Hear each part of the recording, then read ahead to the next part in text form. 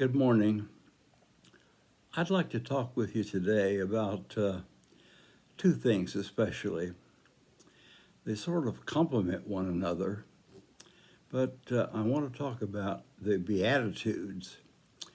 Most people are somewhat familiar with those. They begin in the early part of chapter 5 of the Gospel of Matthew. And the other emphasis that I want to bring to you this morning is upon method.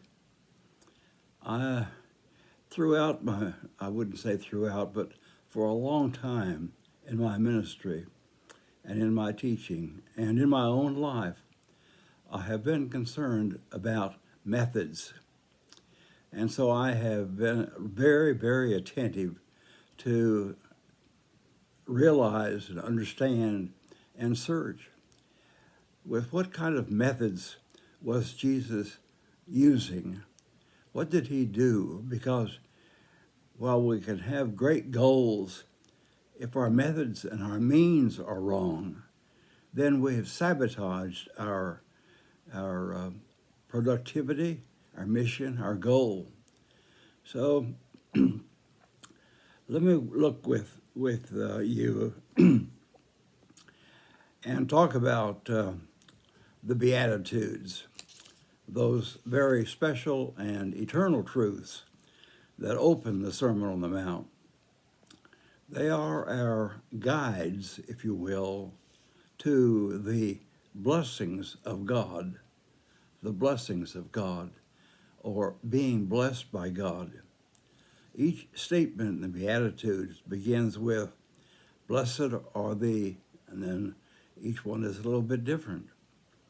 The hidden secret is in the way that God works with us in terms of giving us his blessings. This is especially true in the study of Jesus' methods or ways during his ministry. The maxim that I have come to believe that expresses this best and true and most worthy of goals is this: we do not think ourselves into new ways of acting. We act ourselves into new ways of thinking. And I believe that Jesus' teachings, parables, sermons, are all couched and set within the framework of a methodology. How does this work? So I want you to consider the truth of means and method. Let me remind you of just one example of the methodology of Jesus. In Luke 17, verses 11 and following, Luke recounts the encounter of Jesus with the 10 lepers. They come asking for Jesus' help. And what Jesus does and how he does it is very important to us. He tells them, quote, "Go and show yourselves to the priests."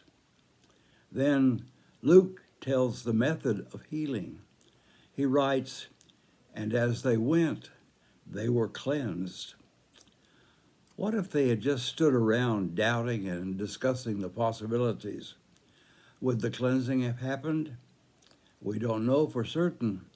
What we do know is that in Luke's words, the cleansing happened, occurred, took place in their going as the positive response to Jesus' direction. Let me move back to the primary focus of our study. What is the hidden formula of the Beatitudes? Let's compare, if you will, the two ways in which the Beatitudes can be read. Let's use one to sharpen our focus.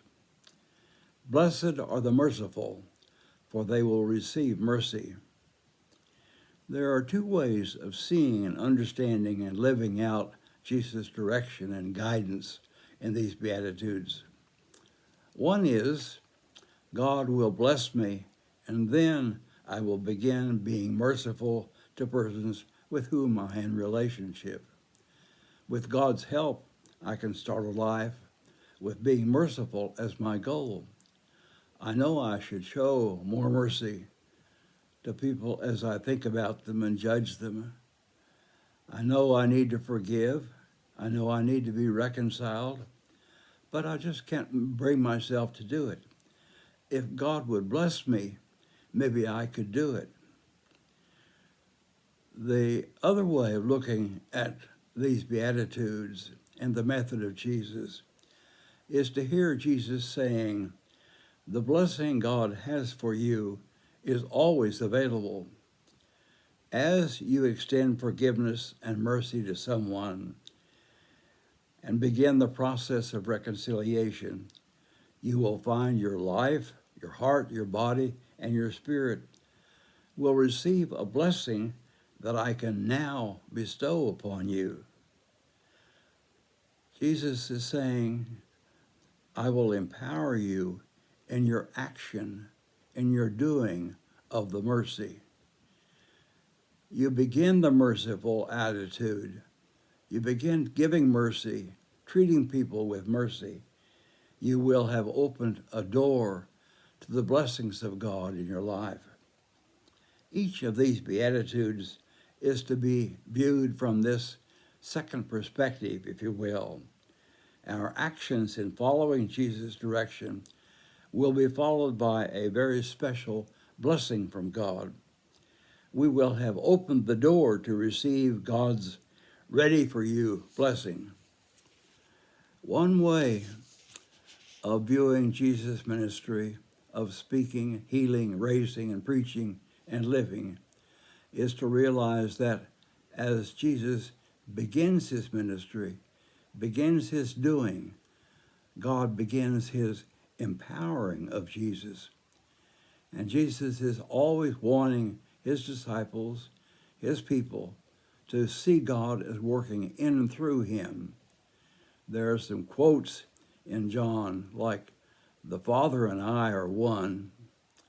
Anyone who has seen me has seen the Father. And the words that I say to you, I do not speak on my own, but the Father who dwells in me does his works. So, beloved, the Beatitudes are to be understood in as we begin doing what God has told us through Jesus Christ.